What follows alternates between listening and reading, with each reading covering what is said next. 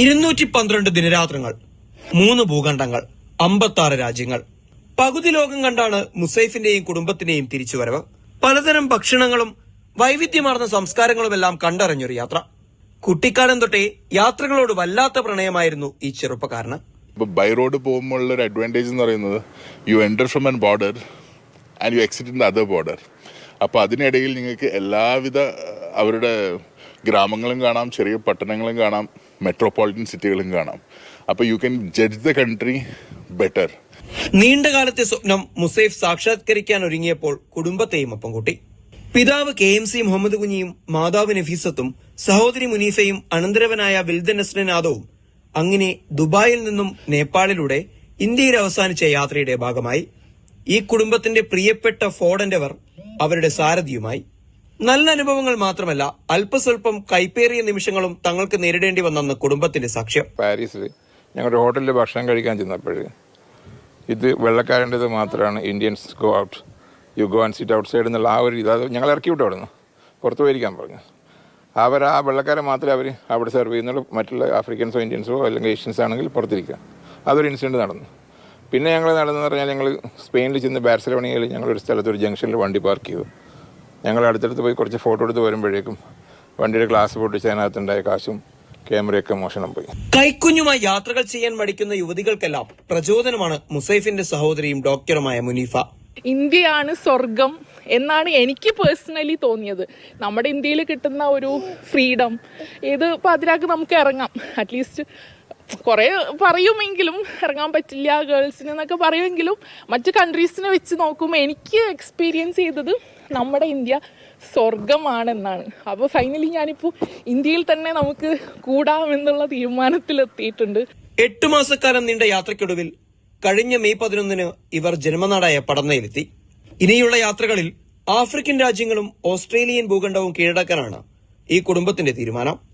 Mathrubhumi news, Kasaragod.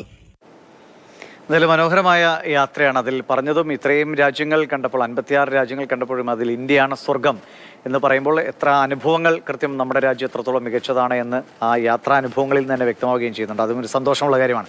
Sarang സുരേഷാണ് നമുക്കിപ്പോൾ. സാരംഗ്, അവരുടെ ഒരു ത്രില്ലിനെ കുറിച്ച് പറയൂ. ഇത്രയും രാജ്യങ്ങൾ, അതും ഈ ആളുകൾ യാത്രയൊക്കെ പോകുന്നുണ്ട്, കൂട്ടുകാരായി പോകുന്നുണ്ടോ ഒക്കെ, പക്ഷേ അച്ഛനെയും അമ്മയൊക്കെ കൂട്ടി ഇതുപോലൊരു ലോങ് യാത്ര അപൂർവമാണല്ലോ. സാധാരണ നമ്മൾ മലയാളികൾക്കൊക്കെ ഒരിക്കലെങ്കിലും ഉണ്ടാകുന്ന ചെറിയൊരു ആഗ്രഹമാണ് ലോകരാജ്യങ്ങളൊക്കെ തന്നെ, പ്രധാനപ്പെട്ട ലോകരാജ്യങ്ങളൊക്കെ തന്നെ ഒന്ന് പര്യടനം നടത്തി വരണം എന്നുള്ളത്. സാധാരണ നമ്മളെല്ലാവരും തന്നെ ലോകരാജ്യങ്ങളൊക്കെ കാണാൻ പോകുന്ന സമയത്ത് പ്രധാനപ്പെട്ട മറ്റ് രാജ്യങ്ങളിലേക്കൊക്കെ പോകുമ്പോൾ വിമാനത്തിലാണ് പോകാറ് പതിവ്. പക്ഷേ ഇവിടെ ഒരു കുടുംബം, കാസർഗോഡ് പടന്നയിലെ ഒരു കുടുംബം അങ്ങനെയല്ലേ ചെയ്യുന്നത്. അവരവരുടെ കാറൊന്ന് മോഡിഫൈ ചെയ്ത് മിനുക്കി അതിനു വേണ്ട അവർക്ക് താമസിക്കാനും അവർക്ക് ഭക്ഷണം വയ്ക്കാനും കഴിക്കാനുമുള്ള മറ്റ് സൗകര്യങ്ങളൊക്കെ ഒരുക്കിക്കൊണ്ടാണ് അവർ 8 മാസക്കാലം നീണ്ടു നിന്ന 56 രാജ്യങ്ങൾ കടന്നുകൊണ്ടുള്ള ഒരു പര്യടനം ഇപ്പോൾ അവരുടെ നാട്ടിലേക്ക് തിരിച്ച് അവസാനിപ്പിച്ചെത്തിയിരിക്കുന്നത്. 56 രാജ്യങ്ങൾ എന്ന് പറയുന്നത് സാധാരണ ഒരു കാര്യമല്ല. ലോകരാജ്യങ്ങളുടെ പകുതിയും അവർ കവർ ചെയ്തു എന്നുള്ളൊരു കാര്യമുണ്ട്. പല രാജ്യങ്ങളിലും പല നല്ല അനുഭവങ്ങളും മോശം അനുഭവങ്ങളും ഉണ്ടായിട്ടുണ്ട്. അവർ മോശം അനുഭവങ്ങളെക്കുറിച്ച് പറയുമ്പോൾ നമ്മളൊക്കെ മനസ്സിലാക്കിയിട്ടുള്ള പല ധാരണകളും പല ചിന്തകളും ആകെ മാറിമറിയും. യൂറോപ്യൻ രാജ്യങ്ങളിലൊക്കെ തന്നെ പ്രധാനപ്പെട്ട ഫ്രാൻസിലാവട്ടെ ഇംഗ്ലണ്ടിലാവട്ടെ നമ്മൾ പറഞ്ഞു കേട്ടിട്ടുള്ളത് നല്ല സംസ്കാരമുള്ള എല്ലാവരുടെയും സ്നേഹത്തോടും ബഹുമാനത്തോടും കൂടി പെരുമാറുന്ന ആളുകളാണെന്നായിരിക്കും. പക്ഷേ ഇന്ത്യക്കാരോടൊക്കെ തന്നെ, പ്രത്യേകിച്ച് ടൂറിസ്റ്റുകളോടൊക്കെ തന്നെ വളരെ മോശമായി പെരുമാറുന്ന ആളുകളെക്കുറിച്ച് പാരീസിലെ കഫേയിൽ നിന്നുള്ള അനുഭവങ്ങളൊക്കെ നമ്മളോട് പറയുമ്പോൾ നമ്മൾക്കും അത് കേൾക്കുമ്പോൾ ഒരു വിഷമം ഉണ്ടാവും. അതിൽ നിന്നൊക്കെ വ്യത്യസ്തമായിട്ട് ആഫ്രിക്കൻ രാജ്യങ്ങളിലും പശ്ചിമേഷ്യൻ രാജ്യങ്ങളിലേക്ക് ആളുകൾ ഇന്ത്യയെ എങ്ങനെയാണ് കാണുന്നത്, ഇന്ത്യക്കാരോട് എങ്ങനെയാണ് കാണുന്നത്. ഇപ്പോൾ ഇറാനിലെ ഒരു ഗ്രാമത്തിൽ ചെന്ന സമയത്ത് അവിടുത്തെ ആളുകൾ അവർക്ക് ഗവൺമെൻറ് കൊടുക്കുന്ന, നമ്മുടെ ഇടയ്ക്ക് മണ്ണെണ്ണ കൊടുക്കുന്നത് പോലെ തന്നെയാണ് അവിടെ ഇന്ധനം, കാറുകൾക്കൊക്കെയുള്ള ഇന്ധനങ്ങൾ നൽകുന്നത്. ഒരു ഇന്ധനത്തിനൊരു സ്പെഷ്യൽ കാർഡുണ്ട് അവർക്ക്. ആ കാർഡ് ഉപയോഗിച്ചാണ് അവിടെ ഇന്ധനം അടിക്കുന്നത്. അത്തരത്തിലുള്ള ആളുകളൊക്കെ തന്നെ ആ കാർഡ് ഇവർക്ക് നൽകിക്കൊണ്ട് നിങ്ങൾ ആവശ്യത്തിൽ അത്ര ഇന്ധനം അടിച്ചോളൂ എന്ന് പറഞ്ഞൊക്കെ തന്നെ അവരുടെ കൂടെ നിൽക്കുന്നുണ്ട്. അതിന് കഴിയാത്ത ആളുകൾ അവർക്ക് മധുര പലഹാരങ്ങളും ഫ്രൂട്ട്സും ഒക്കെ ആയിട്ട് അവരുടെ കൂടെ എപ്പോഴും കൂടെ നിന്ന് കൊടുത്തു. അത്രയും സ്നേഹത്തോടു കൂടി നിന്നു. അതുകൊണ്ട് തന്നെ 4 ദിവസം കൊണ്ട് കവർ ചെയ്യേണ്ട ഇറാനിലെയും ഇറാഖിലെയും ഒക്കെ തന്നെ യാത്ര 1 മാസക്കാലത്തോളം ഒക്കെ തന്നെ അവിടെ തുടരേണ്ട ഒരു അവസ്ഥയുണ്ടായി. അതുമാത്രമല്ല അത്രയും സന്തോഷം ഉണ്ടായിരുന്നു, അവരത്രയും കംഫർട്ടബിൾ ആയിരുന്നു എന്നുള്ളൊരു കാര്യം കൂടെയുണ്ട്.